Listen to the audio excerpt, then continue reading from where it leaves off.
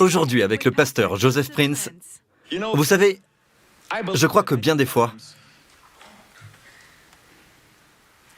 la parole de Dieu nous dit que la folie de la prédication pour sauver, et sauver en grec veut dire bénir, guérir, protéger, préserver, prospérer. Je voudrais dire un mot sur la prospérité. Je pense que ce qu'on enseigne sur la prospérité de nos jours est très dangereux, parce que c'est matérialiste. Vous savez, nous oublions que Dieu nous rend prospères pour que nous soyons une bénédiction, pour que nous puissions apporter l'évangile du Seigneur Jésus-Christ aux quatre coins de la terre. Et je crois que Dieu veut vous bénir. Mais prenez garde de ne pas devenir égocentrique, centré sur soi-même. Vous savez, ma femme, mon petit Jimmy et moi, vous savez, c'est une source de provision pour un but. Mais néanmoins, lorsque vous prêchez l'Évangile, écoutez, il a plu à Dieu, la Bible dit que c'est le système de Dieu. C'est Dieu. C'est le système du ciel, que par la folie de la prédication, Dieu merci, ce n'est pas par la folie des prédicateurs, mais par la folie de la prédication pour sauver, pour guérir, pour bénir, pour préserver ceux qui croient. Comme je l'ai dit, le christianisme en tant que religion ne dérange pas le diable. La religion chrétienne ne s'agira que de ce que vous faites, ce que vous ne faites pas, comment vous vous habillez, ou si vous ne vous habillez pas. Il vaudrait mieux que vous vous habilliez. Vous savez, il s'agit de ne pas se focaliser sur la beauté du Seigneur Jésus, de ne jamais parler de sa magnificence, de ne pas parler de sa démarche de laisser les 99 brebis pour aller à la recherche de la brebis perdue. Et aucun berger ne fera cela, sauf un seul berger, notre Seigneur Jésus. Il laissera les 99 pour chercher celle qui est perdue. Amen. Ne parlez pas de cela, ne parlez pas de lui, parlez de nous, de ce que nous devons faire, de ce que nous ne devons pas faire et de ce que nous devons faire. D'accord ? Alors, si quelqu'un prêche le Seigneur Jésus, il se compromet ou ne marche pas dans la sainteté, etc. Mais qu'est-ce que la sainteté ? La sainteté, c'est d'aimer celui qui est complètement merveilleux, notre Sauveur. L'aimer, c'est la vraie sainteté. Car, comme je l'ai dit, vous pouvez faire des choses, garder les 10 commandements, ou un des 10 commandements. Tu ne commettras point d'adultère, d'accord ? Vous pouvez effectivement garder ce commandement, mais ne pas aimer votre femme. Vous pouvez effectivement garder ce commandement et n'avoir aucun amour pour votre femme. Est-ce ainsi qu'on garde ce commandement ? Non. Ce que le Seigneur fait, la grâce fait, il remplit vos cœurs d'amour, de joie et de paix. Et vous commencez à faire des choses que personne d'autre ne sait, mais vous savez que le Seigneur, lui, le sait, lui peut voir. Votre motivation que nul autre ne peut voir. La grâce change de l'intérieur. Il ne s'agit pas de changer son comportement. Il s'agit de la transformation intérieure. Alléluia. Et maintenant, voici l'argument décisif du sermon que je veux faire ressortir. C'est le thème de ce sermon. Être sous la grâce est en rapport avec l'héritage. L'héritage de Dieu. C'est pourquoi le diable ne veut pas que nous comprenions la grâce. Quiconque prêche sur la grâce amènera les autres prédicateurs à dire que ce type se compromet. Ce type se compromet car il ne veut pas que le vrai évangile soit prêché. C'est pourquoi, Romains 4, 13, la promesse de recevoir le monde en héritage a été faite à Abraham. Waouh! Quelle est la promesse faite à Abraham? Qu'est-ce que Dieu a promis à Père Abraham? Recevoir le monde en héritage. Est-ce que je peux entendre un « wow » ? Vous êtes tous là, ok, le monde en héritage, mais bon, attendez, je pense que votre « wow » arrivera maintenant. Et Abraham, ce n'est pas seulement Abraham, mais c'est également vous. Voyez ceci, la promesse qu'il recevra le monde en héritage n'était pas à Abraham ou à sa descendance. Quelle était la descendance d'Abraham? Premièrement, c'est Christ. Christ vient de la lignée d'Abraham. Mais regardez ce que Galates 3 dit. Si vous êtes à Christ, si vous êtes à Christ, si vous êtes à Christ, si vous êtes à Christ, alors vous êtes de la descendance d'Abraham et héritier selon la promesse. Alors écoutez, Dieu veut vous donner un héritage, car vous êtes un fils. Vous savez, un fils hérite de son père, peu importe les mérites. Il peut être un bon fils ou un mauvais fils, mais il recevra l'héritage. Un fils avec une vie bien rangée ou une vie désordonnée. Un fils méticuleux, un fils qui est cruel. Peu importe les mérites, il recevra son héritage. Pour hériter ou être un héritier, il vous faut hériter en fonction de votre position, du fait que vous êtes un fils et non à cause de ce que vous faites. Alors la promesse qu'Abraham recevra le monde en héritage n'était pas à Abraham ou à sa descendance. Maintenant, nous voyons que nous sommes en Christ. Nous sommes donc aussi de la descendance d'Abraham et héritiers selon la promesse. Alors cette promesse, comment est-ce qu'elle vient? Comment se manifestera-t-elle? Comment prendra-t-elle effet dans nos vies? C'est là une grande question parce que primo, laissez-moi vous dire tout de suite que pour recevoir le monde en héritage, si vous devez être les héritiers du monde, vous ne pouvez pas être sans aucune force ou malade tout le temps. En d'autres mots, être héritier du monde, c'est voir grand. La grande promesse, mais la grande promesse comprend toujours la plus petite promesse, qui est la santé, la guérison, la plénitude. Vous la recevez? Oui. Amen. Maintenant, recevoir le monde en héritage, c'est... Pouvez-vous être les héritiers du monde en empruntant toujours de l'argent? Vous êtes toujours dans le besoin, vous avez toujours du mal à joindre les deux bouts. Pouvez-vous être les héritiers du monde? Non. Amen. Cela nous ramène à ceci. Comment est-ce qu'elle vient? Comment est-ce qu'elle vient? La promesse qu'il recevra le monde en héritage n'était pas à Abraham ou à sa descendance. C'est ici que vous et moi entrons en jeu. Pas par la loi, mais par la justice de la foi. Ce n'est pas par votre obéissance. Ce n'est pas en gardant la loi. C'est par la justice de la foi. Et comment l'Église essaie-t-elle de s'approprier cette promesse? Comment essaie-t-elle d'hériter de toutes ces bénédictions? En essayant de garder la loi, en essayant d'obéir. Mais la Bible dit que nul ne peut garder la loi. Lorsque vous vous mettez sous la loi, vous devenez coupable automatiquement. Donc le fait est que, comment pouvons-nous recevoir des bénédictions en gardant la loi? Abraham les a-t-il reçues? Reçu les bénédictions?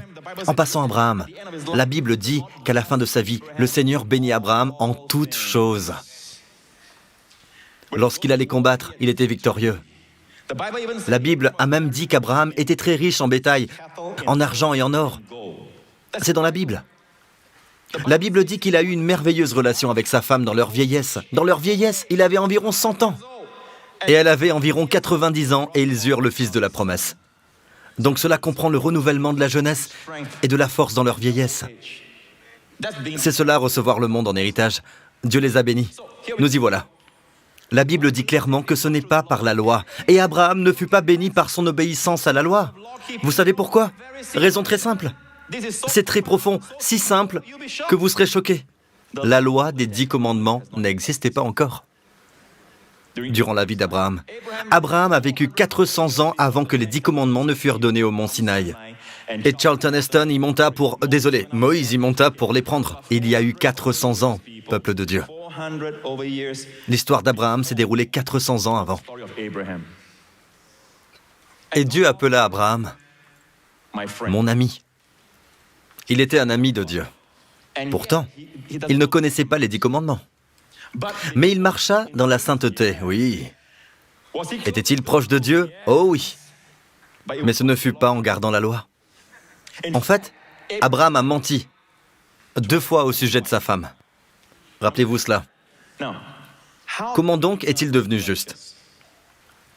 C'est le cœur de l'évangile de la grâce. Quel chapitre c'est? Chapitre 4, verset 13. Vous comprenez? Cette promesse qu'il recevra le monde en héritage n'était pas à Abraham ou à sa descendance, par la loi, mais par la justice de la foi. Alors quelle est? Ce n'est donc pas par son obéissance, c'est par la justice de la foi. Pasteur Prince, qu'est-ce que la justice par la foi? Ce n'est pas l'obéissance aux 10 commandements, ce n'est pas la loi. Qu'est-ce que la justice par la foi? C'est le cœur de l'évangile. Revenons à ce chapitre. Il nous dit en fait au verset 1, le verset 1 dit « Que dirons-nous donc qu'Abraham, notre père, a obtenu selon la chair ?» Une meilleure interprétation est « Qu'est-ce qu'Abraham, notre père, selon la chair ?» Il parle aux Juifs. Qu'est-ce qu'Abraham, notre père, selon la chair, a trouvé? En d'autres mots, qu'est-ce qu'Abraham a trouvé? Ce qu'Abraham a trouvé, c'est ce que vous devez trouver aujourd'hui. Parce que si vous trouvez ce qu'Abraham a trouvé, vous apprécierez ce qu'Abraham avait. Nous devons le trouver, d'accord? Car si Abraham a été justifié par les œuvres, par ses propres efforts, en faisant le bien, par la moralité, si Abraham a été justifié par les œuvres, il a sujet de se glorifier, mais non devant Dieu. Oh oui, si vous êtes une personne morale, vous pouvez vous vanter devant les hommes. Mais vous savez, les gens voient seulement l'extérieur, ils ne voient pas votre motivation. Il y a des gens qui ont l'air d'être moraux, mais ils sont très amers de l'intérieur, vous savez. Il leur manque l'amour, la joie, la paix. Il manque le thème central de l'Évangile. Seul Dieu voit le cœur, mais le fait est que... Est-ce qu'Abraham a été justifié par sa moralité, par ses œuvres, ses efforts, ses bonnes actions, ses œuvres de charité, en gardant la loi? S'il a fait cela, il a sujet de se glorifier, mais non devant Dieu. Mais que dit l'Écriture? Que dit la Bible? Que disent les Écritures? Rappelez-vous toujours que ce n'est pas ce que Pasteur Prince dit, c'est ce que l'Écriture dit. Abraham eut confiance en Dieu. Quoi? Abraham eut confiance en Dieu, qui le lui imputa à justice. Vous trouverez cela dans Genèse 15, où Dieu parla à Abraham, dans le ciel nocturne. Dieu, au fait, prêcha l'évangile à Abraham. Et un de ces jours, je vous partagerai comment Dieu l'a fait. Dieu prêcha l'évangile. Abraham entendit le même évangile que vous et moi, au sujet de son fils, sa descendance. Et il a cru. De la même façon que vous et moi avons cru que Christ est le Sauveur. Nous ne pouvons pas nous sauver par la moralité, par nos bonnes œuvres, par notre bonne réputation. Nous sommes tous des pécheurs. Est-ce que vous m'écoutez?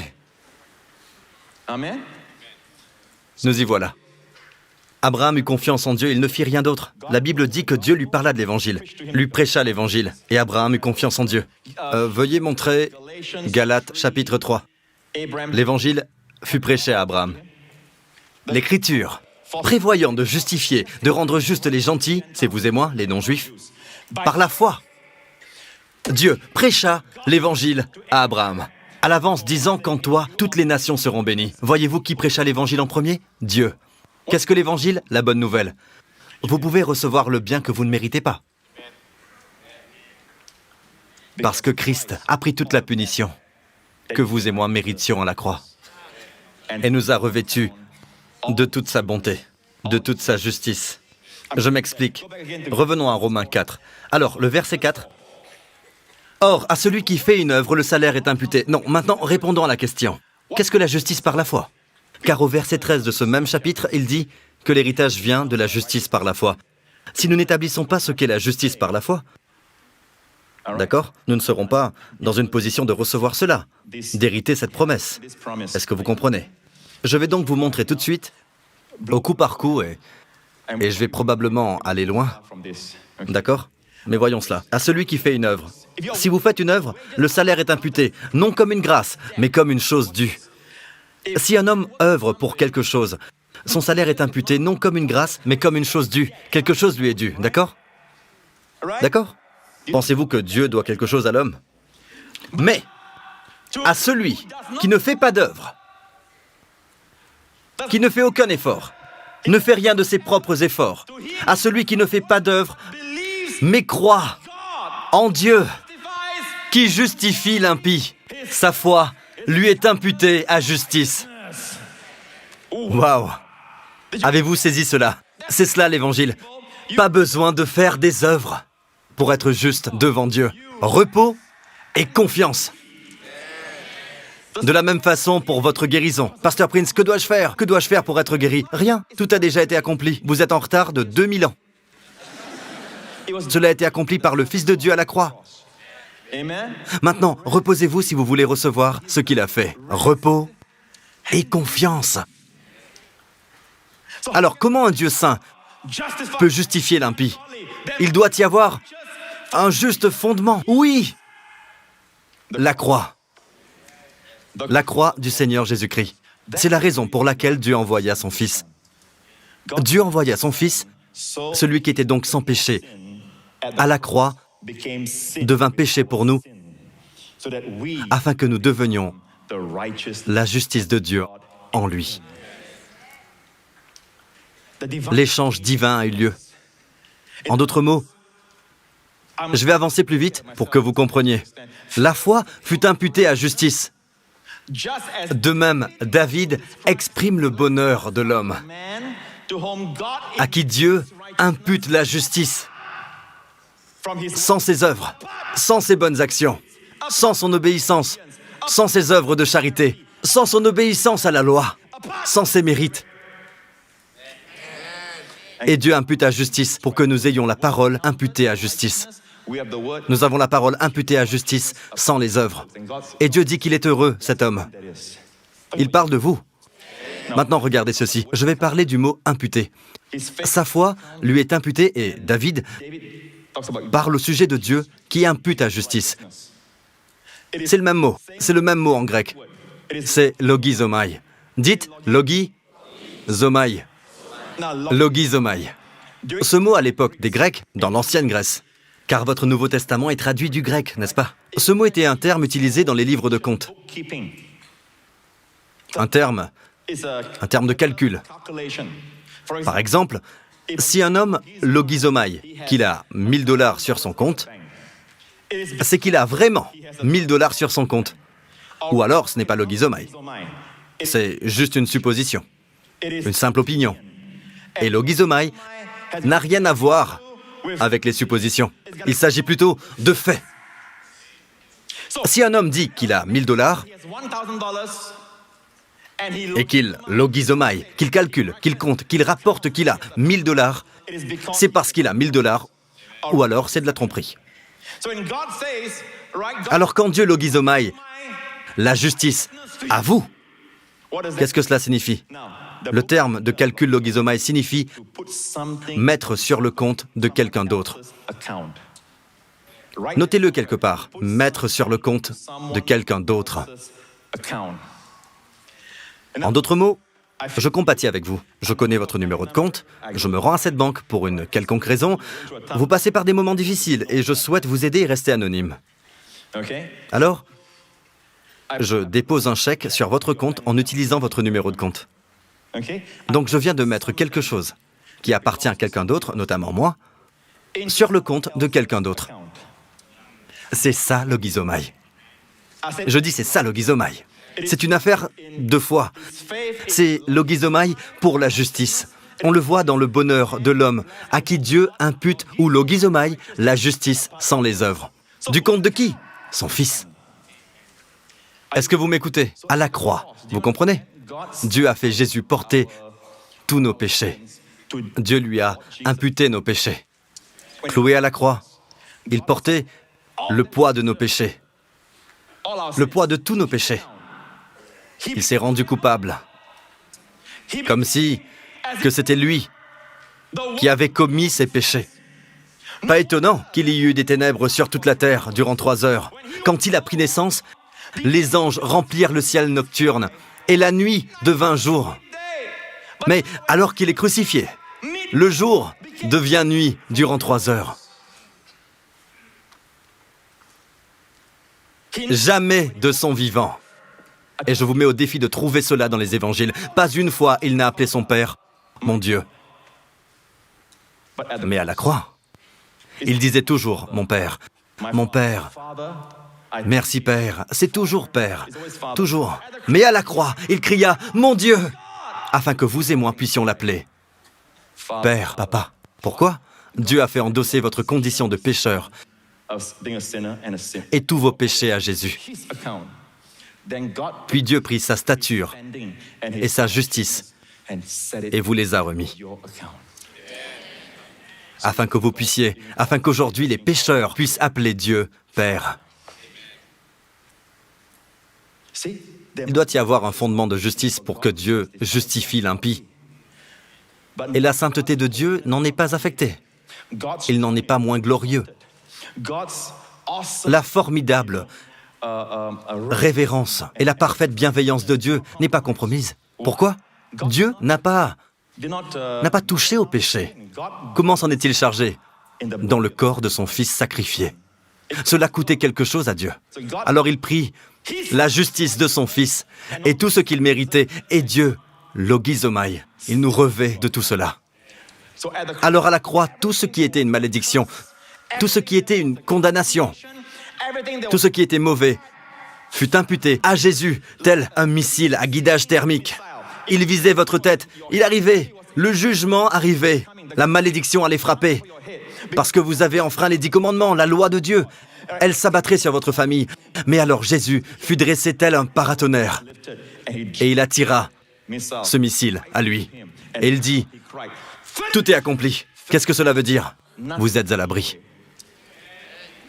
En fait, la sainteté de Dieu est glorifiée par la mort de son Fils. Le diable ou quiconque arrive aux portes du paradis, devant le système de justice du ciel, et dit « Comment cet homme, comment cette femme peut venir en ta présence ?»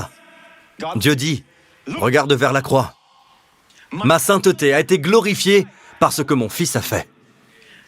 S'est-il enfui? Nos péchés ont évité le jugement? Non, regardez vers la croix. Mon Fils a souffert et a pris leur place et a été condamné. Et aujourd'hui, ils sont tous bénis, car ils prennent la place de mon Fils. Vous tous ici et tous ceux qui nous regardent en ce moment, mon ami, c'est ça l'amour de Dieu. Dieu vous aime.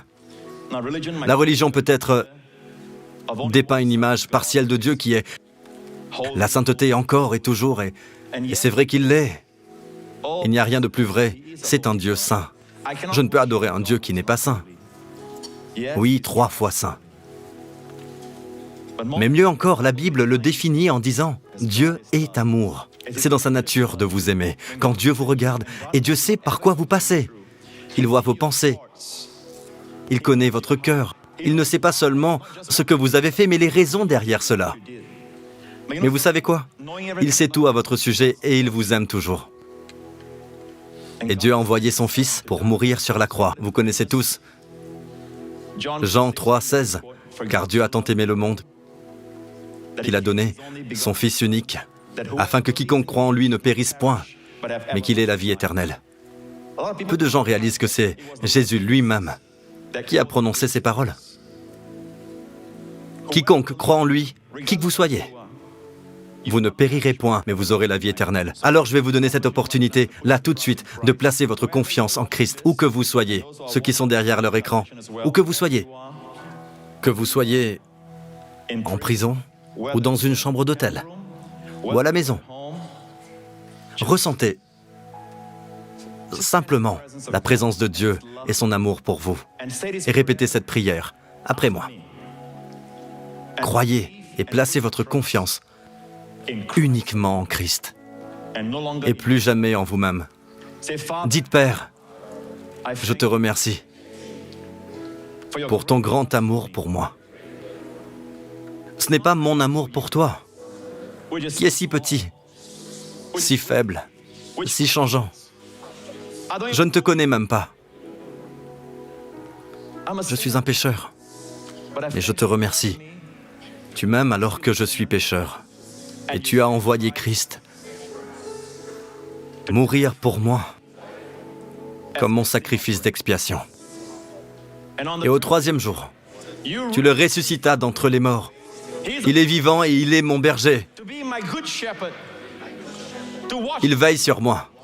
Il me guide et me dirige près des eaux paisibles, dans de verts pâturages, provision et bénédiction. L'Éternel est mon berger, je ne manquerai de rien. Je te remercie pour Jésus, mon Seigneur et Sauveur. Je suis véritablement pardonné, lavé de tous mes péchés. Je suis si béni, grandement béni, privilégié et profondément aimé. Dans le nom du Seigneur Jésus. Amen.